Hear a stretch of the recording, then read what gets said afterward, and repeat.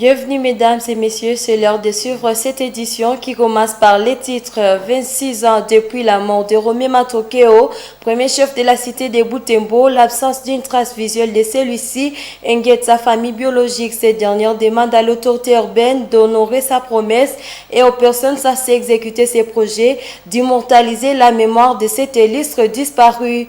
Pendant ces temps, toujours pas d'évolution dans les mouvements des enseignants, pas de reprise de cours dans le secteur public. Les professionnels de la CRE se sont à nouveau réunis ce jeudi. Leur hiérarchie appelle à ne pas céder jusqu'à ce que le gouvernement accepte leurs revendications. Tout pour les sommaires, les détails dans ce laps de temps. Bienvenue mesdames, deuxième jour c'est jeudi 19 septembre du procès à flagrance de l'affaire IBTP Butembo. L'affaire implique 11 prévenus, à savoir 10 étudiants et le secrétaire général académique de cette institution supérieure. Au cours de l'audience de ce jour, le tribunal des grandes instances TGI Butembo a questionné les parties dans les dossiers pour comprendre les faits. Suivez les récits de Mwana Mupenzi Manzekele. Pendant l'instruction, le prévenu Julien Kahiana, secrétaire général académique arrêté à son domicile, a éclairé le tribunal sur les faits portés contre lui par le ministère public, où il est soupçonné d'être auteur intellectuel derrière ces étudiants qui ont fait des casses dans la ville. Monsieur le Président, je crois que tout commence par un fait. Moi, ici, secrétaire général académique, j'ai eu la chance de gérer pendant 2 ans l'intérim du DG à l'UBTP. Pendant ces 2 ans, chaque 6 mois, il y avait toujours contrôle interne. Contrôle interne, chaque 6 mois, semestre. En lisant le Van-Meco, vous avez analysé un peu. Contrôle interne. Et je me souviens lorsque nous avons eu la chance d'être reconnus dans le même comité de gestion que le professeur Kachouba. Il a même audité notre gestion. En auditant notre gestion, le rapport sera. Mais il se pourrait qu'après 3 ans de gestion du professeur Kachouba, il n'y avait jamais eu un contrôle qui est instructionnel, bien sûr, c'est-à-dire après 6 mois. Alors le personnel a seulement demandé au professeur de procéder au contrôle, de nommer la commission de quoi? De contrôle, et c'est le début du cours. La procédure de réquisition, le mot réquiser, ça c'est, je vais dire dans le Van-Meco, c'est un terme qui n'existe pas. Mais c'est un terme que, moi je vais appeler un terme que ceux qui veulent, en un mot, prendre des décisions, il faut des réquisitions à tort et à travers. Mais je pense, ce n'est pas au personnel de réquiser la vérité. Ils doivent juste donner un rapport au ministre. C'est ce qu'on leur disait toujours. Attendez la réaction du ministère, notre ministère décide pour comprendre ce que le ministre décide. Et je vous informe, quant à ce, que le ministre, par les instructions venant de la présidence et de la primature, va envoyer d'ici là, un petit matin, une commission de contrôle dans toutes les institutions, parce qu'on a compris qu'il y a trop de remous par rapport à des gestions financières. Donc, réquisition, ce n'est pas reconnu. Autrement dit, il fallait s'adresser au ministre, et c'est ça la bonne procédure, et le ministre peut maintenant diligenter une enquête. Parmi ces étudiants interrogés par le tribunal, certains ont nié d'avoir participé aux faits et leur reproché. Ils ont déclaré avoir été interpellés par la police dans la communauté. La seule faute serait la réputation d'être brutaux, souvent leur attribuée par la société. Des renseignants, à savoir les victimes, sont intervenus pour élucider les circonstances dans lesquelles elles ont été éprouvées par les vandalismes opérés par les étudiants manifestants. L'audience a été suspendue à 18h34 et elle reprend ce vendredi 20 septembre pour les plaidoiries et les verdicts. 26 ans depuis la mort de Romain Matokeo, premier chef de la cité de Butembo. À cette date grandiose, aucune trace de son image n'est toujours visible en ville de Butembo à sa mémoire. Pourtant promis lors du précédent anniversaire en 2023, le maire de ville de Butembo, le commissaire supérieur Moabai Kiteli Roger, avait autorisé à travers une lettre l'ajout du monument de Matokeo sur celui dit historique déjà érigé au rond-point VGH, mais rien de congrès de séjour à l'occasion du 26e anniversaire de la mort de Romé Matokeo. Aimé Roger Matokeo, fils du fait Matokeo, explique qu'il s'observe des blocages qui empêchent la famille à amorcer les travaux, ce qui n'empêche pas la famille Matokeo à espérer l'autorisation du maire État déjà donnée pour la construction du monument. Aimé Roger Matokeo, dans ses propos recueillis par Gérard Mourefou. Nous avons déjà reçu les lettres qui nous autorisent à diriger ces grands monuments, puisque c'était un monument vraiment significatif. C'était un monument significatif. Alors, il ne reste que la réalisation, mais toutefois, il y a un petit problème que nous devons d'abord nous voir avec notre artiste. L'artiste, c'est Sauveur Moulouana. Je crois que d'ici là, on va trouver un climat d'attente pour que les travaux commencent. Ça fait déjà une année, comme vous venez de le dire, mais juste quand nous sommes descendus voir M. Sauveur, il n'était pas ici, il était à l'étranger. Vous savez que lui aussi fait des affaires, alors il fallait toujours l'attendre comme c'est lui qui garde la maquette. Alors il fallait que Sauveur soit là pour qu'on puisse mettre maintenant les pieds sur les i. Mais comme il est déjà là, nous nous sommes déjà entretenus. Mais il y a quelque chose qui ne marche pas encore, mais je crois que nous allons trouver toujours un climat d'attente, puisque les travaux devraient directement commencer juste après que le maire, nous autorise l'érection de ces monuments. Mais c'est regrettable, mais nous allons nous démener, nous allons faire tout pour que ces monuments soient érigés, puisque c'est le premier chef de la cité de Butembo. Vous voyez les souvenirs, des avenues bien tracées, alors nous n'allons pas vraiment rester ça pour autant combattre jusqu'à ce que ces monuments soient érigés. Éducation à présent, malgré les multiples appels et menaces des autorités scolaires, les enseignants ne veulent pas céder. C'est le jour ou jamais, disent-ils, de se faire rétablir dans leurs droits. Les professionnels de la CRE disent respecter la solidarité professionnelle sur ordre de leur hiérarchie pour attirer l'attention du gouvernement sur leurs revendications.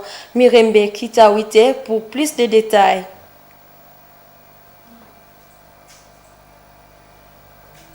Les souhaits des autorités scolaires de la sous-division Butembo 2 en province éducationnelle Nord Kivu 2 de rendre les cours n'a pas été exaucé dans les siège du syndicat des enseignants du Congo, SIECO, lieu habituel de leur réunion, des enseignants de Butembo se sont réunis pour la 4e fois ce jeudi 19 septembre. L'objectif n'a pas changé, évaluer leur grève. À ce jour, les prestataires de l'éducation ont reçu le soutien de la société civile de Butembo, représentée par son conseiller dans cette assise. Les enseignants cabrent sur leur position, exigent les $500 américains, sans réfuter les 50 000 et 20 000 francs congolais récemment majorés leur salaire. Ils insistent aussi sur la suppression des zones salariales et autres requêtes traditionnelles. Le minimum de $500, soit 1 500 000 francs, et NP, sans mettre de côté la retraite honorable des enseignants et la suppression des zones salariales. On a parlé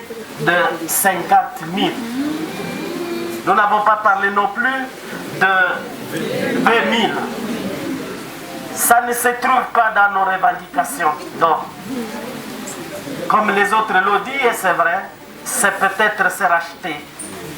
Les 20 000 qu'on avait déjà pris il y a 17 mois et qu'aujourd'hui qu'on peut récupérer, je ne sais pas, 3 ou 4, ce n'est pas une revendication pour nous. Cette rencontre, les enseignants ont été en contact direct avec leur hiérarchie au téléphone. Le secrétaire général du SIECO, Madame Cécile Chiyombo, soutient leurs demandes et appelle les enseignants à rester fermes dans cette démarche. Avec l'heure corrompue, après avoir reçu beaucoup d'argent, après avoir été corrompus, voici comment ils continuent à utiliser leur langue pour continuer à tromper. La grève doit continuer. Nous devons nous souvenir de 20 000 francs détournés depuis 2 ans. La prime de primaire. Comprenez aujourd'hui qu'ils ont donné 50 000 comme ballon d'essai pour voir si l'enseignante pouvait se dédire pour rentrer à l'école. C'est malheureux. La grève est sèche. Que les parents gardent leurs enfants à l'école, à la maison, et que les enseignants restent chez eux à la maison. Il dit accompagner les enseignants dans cette lutte, cela est légitime. Il compte accompagner les professionnels de la CRE jusqu'à la mairie pour un dialogue avec le numéro 1 de la ville qui représente le chef de l'État dans la ville. C'est un bon jalon parce que c'est dans le dialogue qu'on résout même les plus grands contentieux du monde. Ici, nous nous engageons à aller vers l'État congolais. Je veux dire vers le maire de ville, à qui nous allons demander d'inviter tous les services qui l'entourent pour mener à bon port la manette de l'État congolais. Et de manière particulière, qu'ils soient prêts à écouter les professionnels de l'éducation. Je répète, de l'éducation et non pas de la CRE. Depuis la rentrée scolaire le 2 septembre, mais les activités scolaires peinent à décoller suite à la grève des enseignants.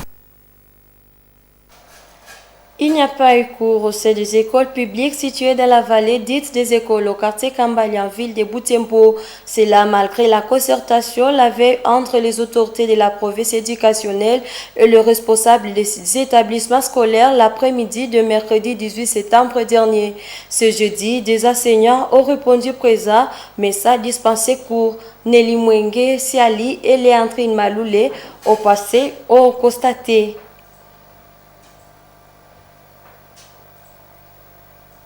Les souhaits des autorités scolaires de la sous-division Butembo 2 en province éducationnelle Nord Kivu 2 de rentrer les cours n'a pas été exaucé dans les écoles publiques situées dans la vallée, dites des écoles à Kambali. Mercredi 18 septembre, celle-ci s'était rencontrée avec des responsables des écoles suisses évoquées. À l'issue de cette réunion, les deux parties ont résolu de commencer les enseignements ce jeudi 19 septembre. Mais ce compromis n'engage pas les enseignants à les en croire. La situation reste timide dans ces écoles. À l'école primaire Matengenezo par exemple, tous les enseignants ont répondu présents même sans aucune volonté d'encadrer les écoliers. Dans cet établissement, une trentaine d'écoliers s'est présentée à l'école. Déjà à 10 h, ils n'étaient plus dans la cour. La situation reste la même à l'école primaire Kiambouli et Nyamusiha. Dans ces deux écoles, l'effectif des apprenants qui ont signé leur présence est d'une dizaine. Difficile pour les enseignants d'encadrer un effectif aussi minime. Malgré l'appel des autorités scolaires de la sous-division, les enseignants ne montrent pas la volonté de reprendre la CRE. Ils sympathisent avec les syndicalistes et veulent que leurs revendications soient prises en compte.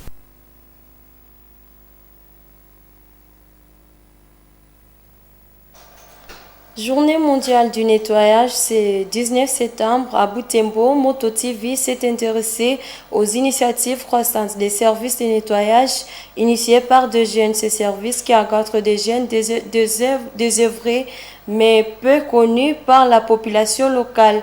Joël Tali a rencontré l'initiateur de l'entreprise Mudogo Press Clean qui couvre Butembo. Dans cet entrepreneuriat, suivez ce reportage.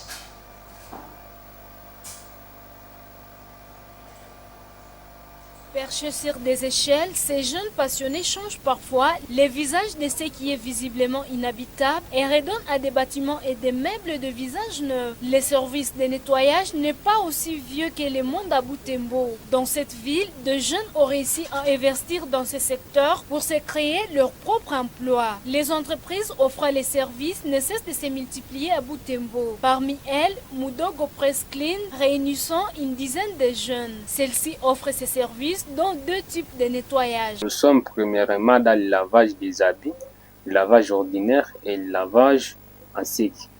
Mais aussi nous sommes dans le nettoyage professionnel des maisons, des faits chantiers ainsi que pour les canapés.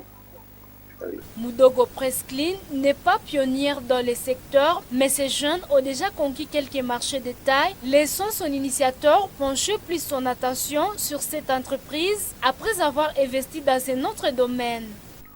Bon, en fait, avec le nettoyage, ça va mieux que la cuisine. Nettoyage, bon,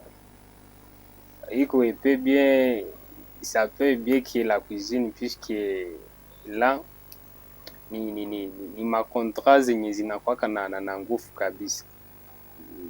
Au début, on a débuté, on n'avait pas de bureau, mais aujourd'hui, on sait ça que tout va bien. Les clients sont en train de s'adapter à nos mesures de service et ça promet aller, ça marche déjà, ça va bien. Oui, moi, dans nos vies, chacun c'est ça à l'aise puisqu'on est en train de s'enrichir du jour au jour, le boulot va bien. Ces jeunes font quotidiennement face à l'épreuve du marché. Souvent, cette difficulté de faire comprendre aux donataires de maisons la nécessité de nettoyer périodiquement sa propriété. Les difficultés, c'est sur le point de la compréhension du client, pourvu qu'il comprenne qu'il doit nettoyer sa maison. Mais aussi l'acquisition de certains matériels qui ne sont pas déjà à Butembo, mais que nous devons utiliser dans le nettoyage. Mais à ville de Butembo, on trouve que il n'y a pas de machines qui sont déjà à disposition ici. Oui. Les prestataires dans les domaines de nettoyage disent très bien s'épanouir dans ces domaines. Ils appellent seulement la population à intégrer la culture de renouvellement de leurs propriétés et de leurs meubles pour non seulement garantir leur dureté, mais aussi pour leur beauté. C'est possible de mettre en place ces services de nettoyage pour aider régulièrement les habitats à nettoyer les places publiques et les ménages. Le travail de fait des cycles dit que cela est possible avec l'accompagnement des populations bénéficiaires. C'était projet tutoré de l'étudiante Enis Vulinzole de l'UAC défendu le 9 septembre dernier.